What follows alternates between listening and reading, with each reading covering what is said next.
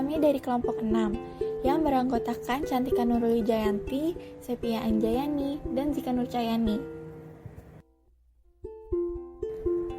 Apa itu kerahasiaan data? Kerahasiaan berarti suatu informasi dijamin hanya tersedia bagi orang yang berwenang, sehingga pihak yang tidak berhak tidak akan bisa mengakses informasi tersebut. Sedangkan data merupakan catatan atas kumpulan fakta atau informasi.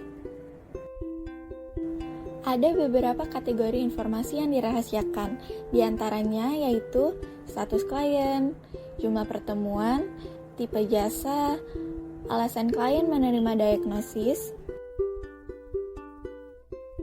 kata-kata dan perilaku nonverbal yang ditampilkan klien selama proses terapi, kata-kata dan perilaku nonverbal yang ditunjukkan klien terhadap terapis dalam konteks lainnya, kata-kata dan perilaku nonverbal terapis baik di dalam maupun di luar konteks terapi, rencana intervensi, dan pandangan umum terapis. Ada yang dinamakan rekam psikologi.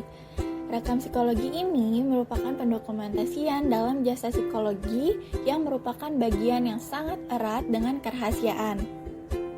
Hal-hal yang perlu didokumentasikan oleh seorang psikolog atau ilmuwan psikologi biasanya berhubungan dengan penelitian, praktik, dan karya lainnya. Lalu tujuan pendokumentasian data itu untuk apa sih?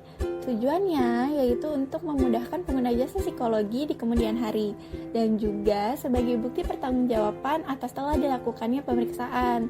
Kemudian untuk memenuhi prasyarat yang telah ditetapkan oleh institusi atau hukum, serta memperbolehkan adanya replikasi desain dan analisis penelitian. Dan yang terakhir itu untuk menjamin ketepatan dari penagihan dan pembayaran. Apa saja ya jenis-jenis rekam psikologi? Rekam psikologi terbagi menjadi dua, yaitu rekam psikologi lengkap dan rekam psikologi khusus. Pada rekam psikologi lengkap, psikolog atau ilmuwan psikologi biasanya membuat, menyimpan, atau mengarsipkan, menjaga, serta memberikan catatan dan data yang berhubungan dengan penelitian dan berdasarkan hukum yang berlaku. Sedangkan pada rekam psikologi khusus, biasanya hanya digunakan untuk kepentingan khusus dan hanya dapat diberikan kepada personal atau organisasi yang membutuhkan dan berorientasi untuk kepentingan atau kesejahteraan individu.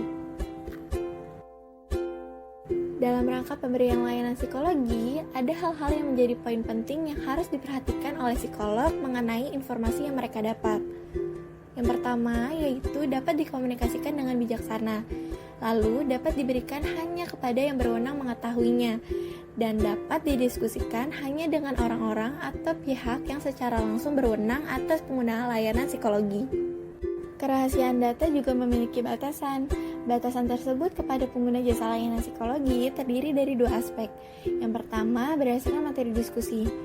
Pada materi diskusi, psikolog atau ilmuwan psikologi dalam melaksanakan tugasnya harus berusaha untuk tidak mengganggu kehidupan pribadi pengguna layanan psikologi.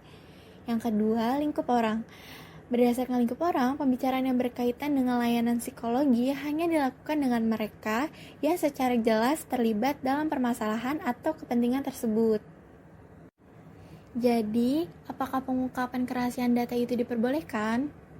Jika diperlukan, maka pengungkapan rahasia akan diperbolehkan. Psikolog atau ilmuwan psikologi dapat membuka rahasia tanpa persetujuan klien hanya dalam rangka keperluan hukum atau tujuan tertentu lainnya.